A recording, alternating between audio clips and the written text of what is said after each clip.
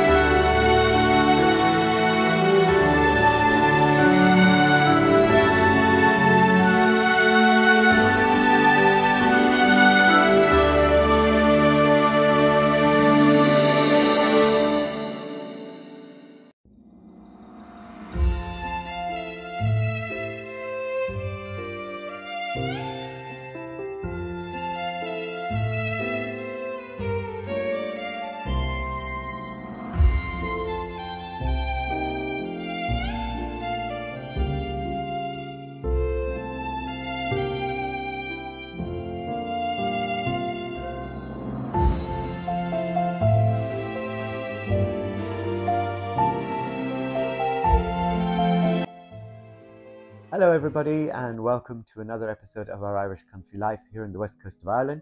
For those of you that don't know me, my name is Nikolai, and together with Chris, who's doing the filming, and little boy Scooter here, who's sitting like me by the fire warming our butties to keep warm on this cold wet day here in the west coast of Ireland, I'd like to welcome you today to our drawing room.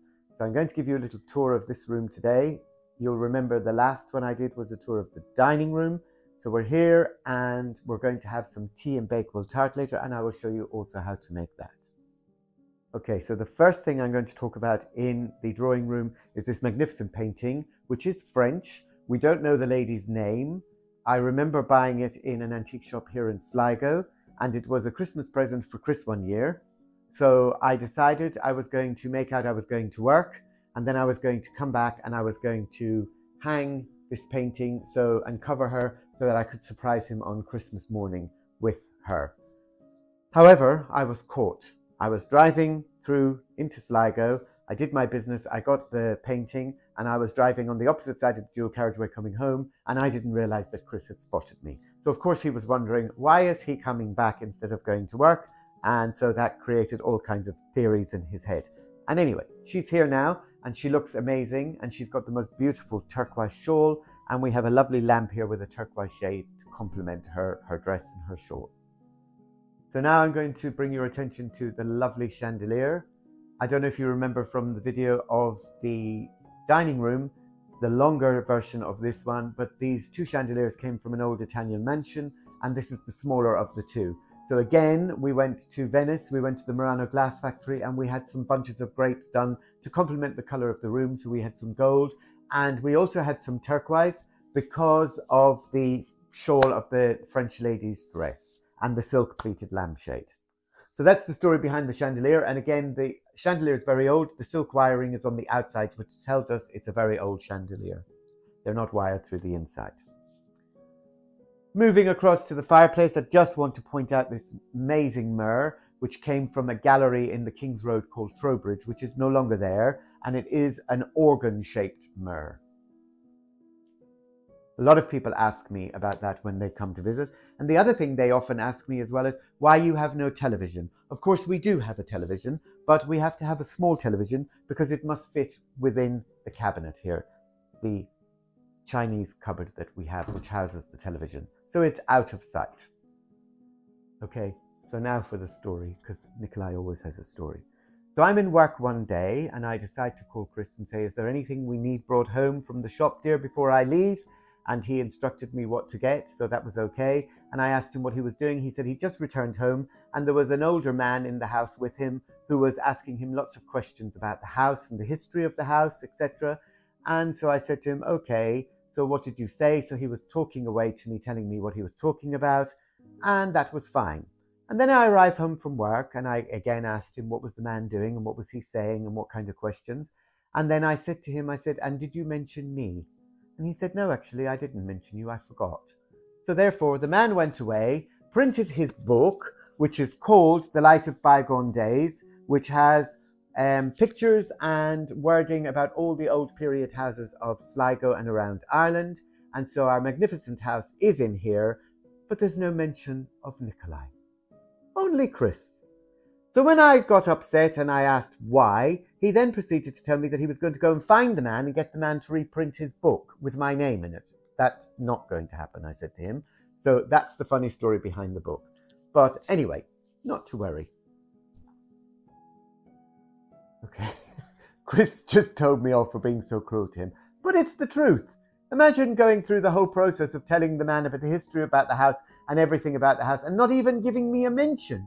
And then having the whole book printed. My mum comes and gives it to me as a Christmas present. I open it and I think, where's my name? Oh, sorry, we forgot about you. What do you make of that, Scoots? Up here on this sofa and you're not allowed. Say hello to everyone. Say hi to all your fans. Say we love you and thanks for watching. But we're not finished yet. What was that, Scooter? Oh, Scooter said, don't forget to like and subscribe. We haven't finished yet. We're still going to give you a little bit more of a tour, but he's getting terribly anxious about the number of people who are viewing our channel. It's not good enough. He said it needs to be way more. So he's asking everybody, he's appealing to everybody. He's in fact begging everybody, please like and subscribe so he can spend more time filming for all you guys and enjoying the crack. Isn't that right, Scoots? So here we have a lovely painting which is of St. Mark's Square in Venice. When me and Chris visited Venice years ago, we bought several paintings from there, and this is one of them. And there's two smaller ones just below in wonderful frames. And here we have some cranberry glass, and again some more blue and white, and a cabinet with some of our nice tea set in. Over this side of the room, we have the beautiful velvet curtains, which are a lovely Ralph Lauren red velvet, claret velvet, with a lovely pom-pom beading on the sides. Actually, we had these made for our house in London when we lived in London, and thankfully we were able to bring them with us, and thankfully they were able to fit in this lovely, beautiful bay window. The bay window is stunning. It's got a beautiful conservatory table, again full of blue and white pots and lovely things like this wonderful cushion, which I bought from the church shop in Cyprus, which has got all gold thread, and it's really, really lovely, lush thing. And the chairs with the hand-painted seats. The shutters are very big, wide double shutters, which still work today, and the original sash windows with the beautiful wavy glass. Hopefully, I'm going to be around for another 100 years to look out the window, and I'll get to enjoy the glass for a lot longer than is imaginable. Okay, I just want to show you this little painting. It's got an award-winning frame. I'm just going to take it off the wall. A stunning painting, but really, really, really magnificent frame. And I hope you can appreciate it on the video, how lovely it is. So, my friends, that concludes our tour of the fabulous drawing room here in the west coast of Ireland. I do hope you've liked our video today, and that you've listened to Scooter, and that you've enjoyed the wonderful aroma of the beautiful Irish turf which is burning away there on the fire. And it was lovely being here with you today, and do come back and visit us. Oh, and we're going to be making that Bakewell Tart. See you soon. Hi everybody, and welcome to another episode here of our Irish country life.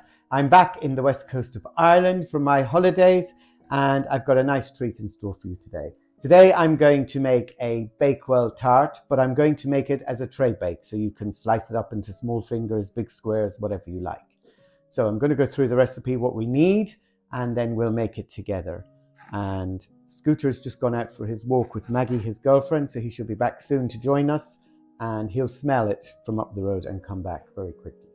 So what we need to do first of all is we need to make a nice short crust pastry, and for that we need 500 grams of plain flour, which I have sifted already into the bowl, and we need 300 grams of iced cold butter. So I've literally weighed it out and I've put it on a plate in the freezer for half an hour to firm up. The secret to the pastry is to keep it as cold as possible and then to put it into a nice hot oven.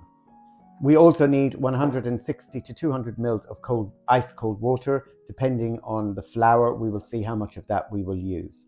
So all the utensils you'll need is a knife and a grater and a bowl. So we'll get started. I'm going to just, for the sake of it, I'm going to put a glove on to grate the butter into the flour so that I don't get it all over me. And just simply grate the butter in like so. The less you handle the pastry, the better. And it's stuck, so we'll take it out. Move on to our next piece.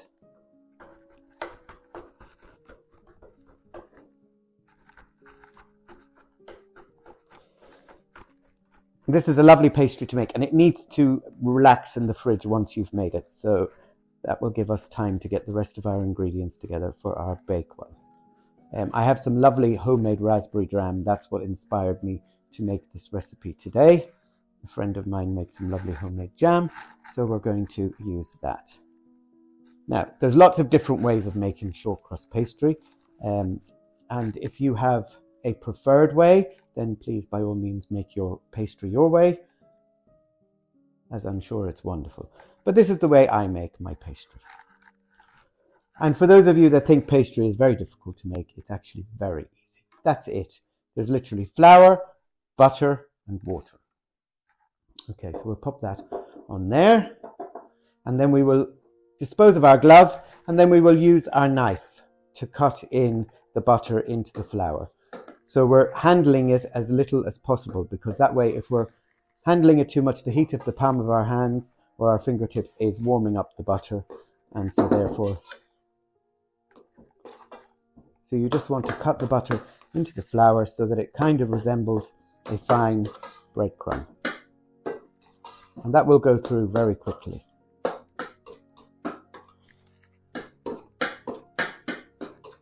This really does make a lovely pastry.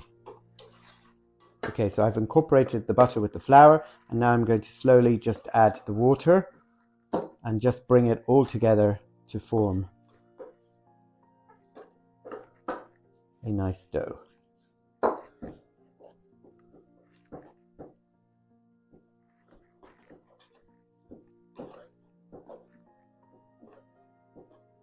Okay, so I've used approximately 180 mils of water because this flour is quite dry. It has brought it together like this, as you can see in the bowl. And now all I'm going to do is very quickly with my hand, just shape it and put it into this bowl to put it into the fridge for it to rest. So literally get your hand in there, and you just want to knead it very gently just to incorporate the last bits of flour in the bottom of the bowl and bring the pastry together like so. And you can see the flecks of butter running through it. So this is going to be like a lovely old butter short crust pastry. And it smells lovely. Okay, so not handling it too much. That's more or less it. I'm going to just literally put that on a plate, cover it with cling film, and into the fridge that will go. That will be enough for my Bakewell tart, and also there will be a little bit left over, so you can make something else with it. Okay, so now we're going to get on with our filling for our Bakewell. So I have here 250 grams of softened butter, room temperature, which I'm going to pop into the bowl. Okay, and I'm going to give that a little mix with the electric mixer just to get that softened up.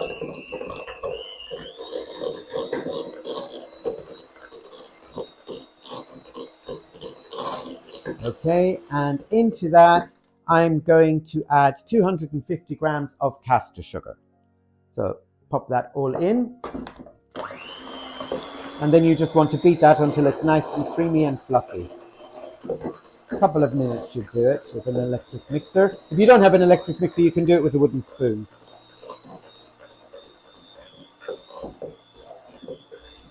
The rest of the ingredients, we're going to have 200 grams of ground almonds, 4 eggs, and 150 grams of plain flour, which I will sieve in when we've incorporated the eggs one by one. And 2 teaspoons of almond extract or almond essence, whichever you have. And then, of course, the pastry, which is chilling in the fridge, and the raspberry jam. Or you can use any jam you like. If you prefer strawberry, you can use strawberry. And now Scooter's back. He wasn't long out for his walk with Maggie. He knew something nice was about to go into the oven, so he thought he'd return quickly. Eggs, 4 eggs, one at a time. So once you add your first egg, just incorporate it into your butter. And once that's incorporated, you can go on to number 2.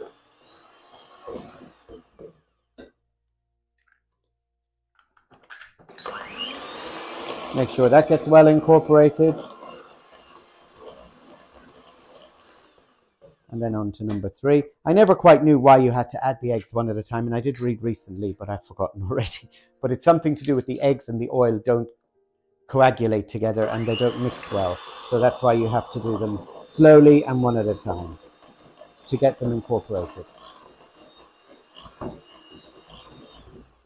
Okay, egg number 4 going in. When I used to make these sort of cakes, and I used to do my eggs like that, I always used to end up with eggshell in the bowl. But I've become better with a bit of practice. So once you get practice. So once those eggs are incorporated and the mixture looks like this, Chris will come and have a look. I forgot to mention Chris is back also with me. So me and Scooter, and there's Scooter giving out. And then we're going to add in here our 200 grams of ground almonds. We're going to give that a little mix.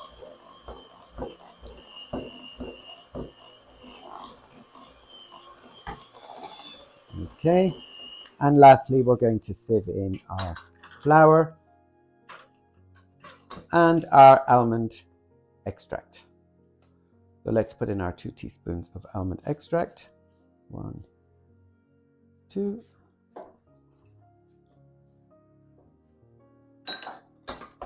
Give that a mix.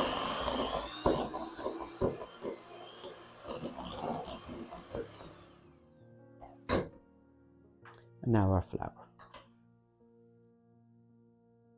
And just sieve that in. It's not a huge amount of flour, so you can just sieve it in all in one go. If it was a lot more flour, I would say to you, do it bit by bit. But it's not a huge amount of flour, 200 grams. All right, and so we'll get that mixed in.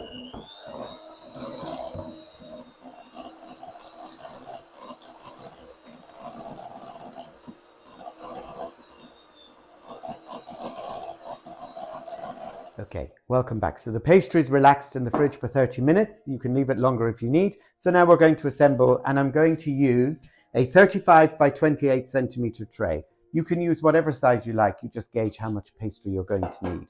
So I'm going to cut roughly just under half of this pastry. And I'm going to put the rest back into the fridge, and I'm going to use it for something else later. So put down a little bit of flour on your table, and you just want to knead it ever so slightly. Remember, the less you handle this pastry, the better. What I'm going to do now is I'm just going to put it into the tray, and I'm just going to use my hands to bring it out towards the edge of the tray. So it will melt into the tray itself, and it will form its own. So there's literally not really even any need for any rolling out of this pastry. Because of the butter content, it will spread itself. So once you get that into the tray, and just push it out with your hand out to the corners. If you find it's a bit thick in places, then just spread it out.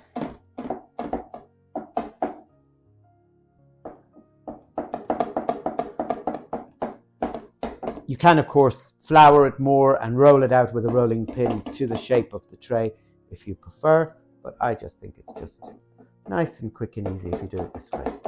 And we're all about nice and quick and easy around here because Scooter doesn't want to wait too long for it to cook. And after all, Scooter is the most important person in the building right now. Or so he thinks.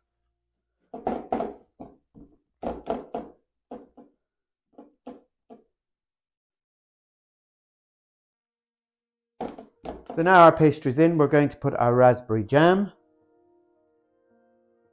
Nice and generous. Not too much raspberry jam. I tend to always put too much and then it starts bubbling up over the top of the filling and then it becomes very like sticky around the edges. So, but plenty of raspberry jam because you want it to have, everybody to have some jam in their Bakewell.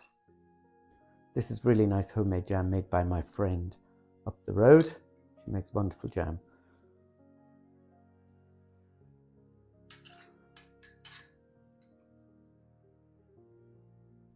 Okay, so once you've spread out your raspberry jam over the top of your pastry, we'll then put our filling on the top and do the same, spread it out slightly. It will spread itself in the oven again, but just to, so it's not all in the middle.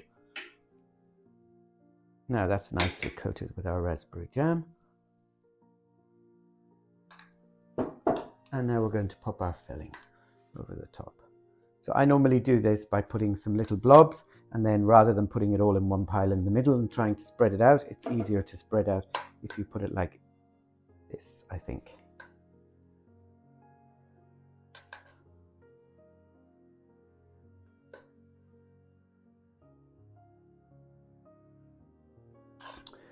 You will of course now need to preheat your oven to 190 Celsius for a fan, gas mark 5, or for me I'm going to be popping it into the aga which is already being preheated. So make sure you get all the goodness out of the bowl but leave a little bit for Scooter or for whoever's doing the washing up. We have our wonderful sister-in-law here from Cyprus, Maria, so she's going to be doing the washing up so she can lick the bowl today. So just tease it out to the edges. Nothing complicated. Doesn't matter if a little bit of jam comes to the surface. It adds to the character and makes it look even more homemade. Okay, and once we've spread out our filling over the top, we're going to decorate it with some flaked almonds. And we're literally just going to sprinkle them all over the top and they'll get nice and toasted in the oven. So now we've decorated the top with some almonds, we're going to literally put this into the oven. And this should take about 40 minutes in the oven. So pop it into the aga and we'll see you in 40 minutes. Let's set our timer. Oh, how I wish you could smell the aroma coming from this oven. It smells amazing. And it's done. The timer is about to go off. So it's been in for 45 minutes and we're going to take it out. And we're going to be very careful because it's very, very hot and bubbly jam. So you want to be very careful. And we're going to put it onto our cooling rack. That, my friends, is our Bakewell Tart. And all that needs now is a lovely hot cup of tea to wash it all down. So you leave it in the tin, let it go completely cold, and then you can slice it up however you want. You can either do long fingers or you can do little squares. You can do it however you like. It just makes life easier for if you're having a party and you want to get a lot more out of it than if you were to do it in a round tin. So there you have it. Bakewell Tart. Thanks for watching, and don't forget to like and subscribe and hit the notification bell. So from Nikolai, Chris, and the adorable Scooter, who's waiting patiently for a slice of his Bakewell Tart, we'll see you very, very soon for another episode of our Irish country life. For now, Scooter, you're going to have to do with baby. Now. My baby. Oh, my baby's going to get some nice tart. Bakewell Tart. Does Scooty want some Bakewell Tart? Oh, it's going into the oven soon. But we have to give baby some as well. Oh, my baby. Oh. Put baby back in bed with you.